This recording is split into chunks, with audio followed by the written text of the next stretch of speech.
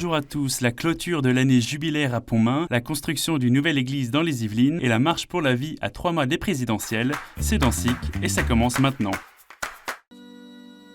Ce lundi à 18h, le sanctuaire de Pontmain en Mayenne a clôturé son année jubilaire dans la grange où est apparue la Vierge le 17 janvier 1871, à l'heure même de l'apparition. Ce week-end, différentes célébrations étaient proposées aux pèlerins pour fêter la fin du jubilé des 150 ans avec une procession au flambeau dimanche soir.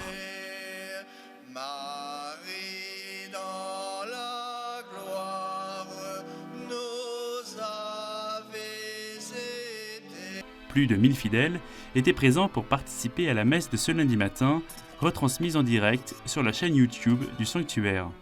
Monseigneur Thierry Scherer, évêque de Laval, et le père Renaud Saliba, recteur du sanctuaire, ont refermé la porte sainte cet après-midi.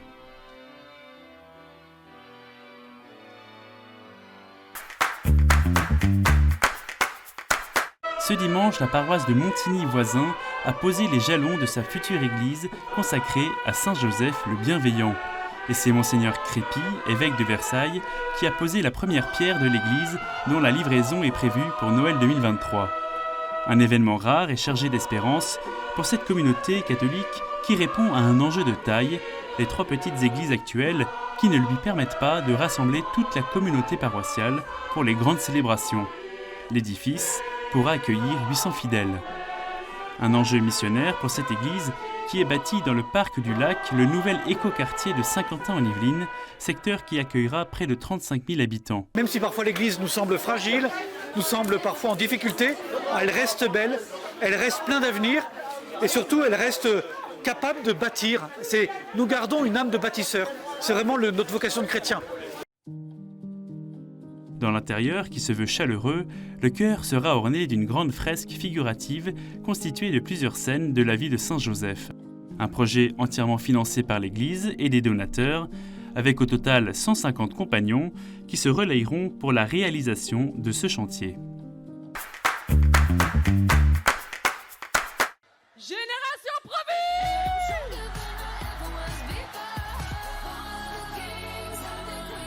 20 000 personnes ont marché pour la vie ce dimanche 16 janvier à Paris, selon les organisateurs de l'événement. Cette 15e édition de la Marche pour la vie dénonçait entre autres la banalisation de l'IVG, appelant à offrir d'autres solutions aux femmes en détresse. Les organisateurs se réjouissent de la forte mobilisation des jeunes cette année, alors que la loi Gaillot revient au Sénat en deuxième lecture le 19 janvier. Une de ces mesures phares vise à rallonger le délai légal de l'avortement de 12 à 14 semaines.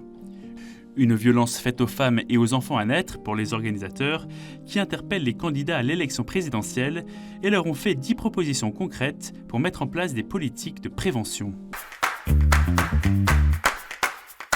L'église Saint-Julien des Flamands à Rome, église nationale de la Belgique, a de nouveau ouvert ses portes à la demande des évêques belges.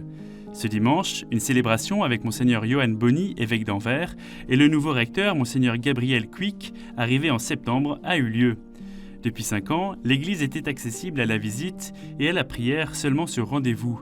Elle sera désormais ouverte sur quelques créneaux dans la semaine et chaque premier et 3e dimanche du mois pour la messe. Il s'agit d'en faire un lieu de rencontre et d'hospitalité pour les Belges vivant à Rome et tous ceux qui le souhaitent, explique le recteur.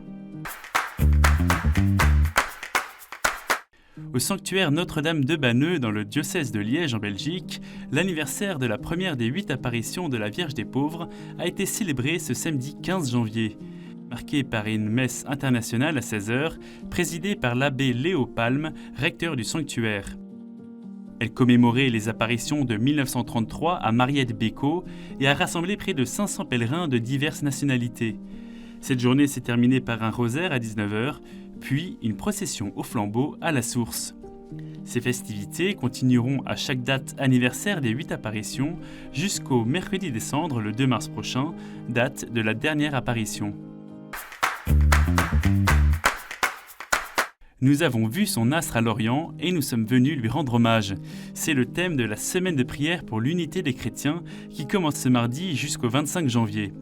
Cette année, c'est le Conseil des Églises du Moyen-Orient qui a préparé les méditations. Au cœur de la réflexion, la situation des chrétiens en Orient et leur besoin d'unité pour faire face aux défis dans un contexte de plus en plus tendu. Dimanche, le pape a terminé la prière de l'Angélus en rappelant l'importance de l'unité. Anche noi cristiani, nella diversità delle nostre confessioni e tradizioni, siamo pellegrini in cammino verso la piena unità e ci avviciniamo alla meta quanto più teniamo lo sguardo fisso su Gesù, nostro unico Signore. Pour l'occasion, la communauté du Chemin Neuf a lancé une série de vidéos à la rencontre des grandes familles d'églises à suivre sur la chaîne YouTube du Chemin Neuf Net for God.